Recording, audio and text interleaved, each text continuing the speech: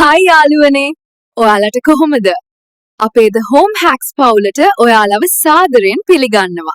Hi යාළුවනේ. කලින් video එකට ඔයාලගෙන් ලැබුණු ප්‍රතිචාර වලට ගොඩාක් ස්තුතියි. අද මම අරන් ආවේ ඔබේ කුස්සිය වැඩ තවත් ලේසි කරන තවත් සුපිරි රහස් ටිකක්. අපි බලමු ඒ මොනවද කියලා. කෙසෙල් ගෙඩි ගෙනාවම දවස් දෙකෙන් කළු වෙනවද?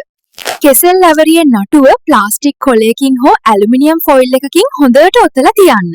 එතකොට එතිලීන් වායුව පිටවීම පාලනය වෙලා කෙසෙල් ගෙඩි දවස් 5ක් විතර යනකම් නැවුම්ව තියාගන්න පුළුවන්. හාල් මැස්සෝ කරවලවලට ඉක්මනින් ගුල්ල ගහනවා නේද? හාල් මැස්සෝ දාපු බෝතලේ ඇතුළට වියලි මිරිස් කරල් දෙකක් තුනක් දාලා තියන්න. මිරිස් වල සැරට ගුල්ලෝ එන්නේ නැහැ. ලූණු කපද්දි කඳුළු වෙන එක හරිම වදයක් නේද? ලූණු ගෙඩිය කපන්න විනාඩි 15කට කලින් ෆ්‍රීසර් එකට දාලා තියන්න. එතකොට ලූණු වල තියෙන ගෑස් එක නිදහස් වෙන්නේ හෙමින්. දැන් ඔබට කඳුළු නැතුව ලූණු කපන්න පුළුවන්. තැම්බූ බිත්තරවල කටු ගලවන්න ගියාම බිත්තරේම කැඩෙනවද? බිත්තර තම්බන වතුරට ලුණු සහ බේකින් සෝඩා ස්වල්පයක් එකතු කරන්න. එතකොට කටුව සහ බිත්තරේ අතර තියෙන පටලය ලිහිල් වෙලා ඉතාම ලේසියෙන් කටුව ගැලවෙනවා. බත්තු යද්දි බත් ඇට එකිනෙක ඇලෙනවද?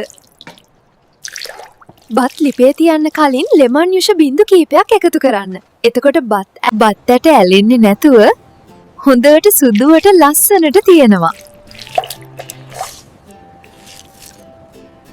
තෙල් බෝතලේ පාවිච්චි කරද්දී බෝතලේ වටේට තෙල් වැක්කිරිලා කුස්සිය අපිරිසිදු වෙනව නේද?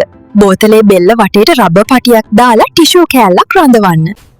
වැක්කිරෙන තෙල් ටික ටිෂු එකට උරා ගන්න නිසා බෝතලේ හැමදාම පිරිසිදුයි.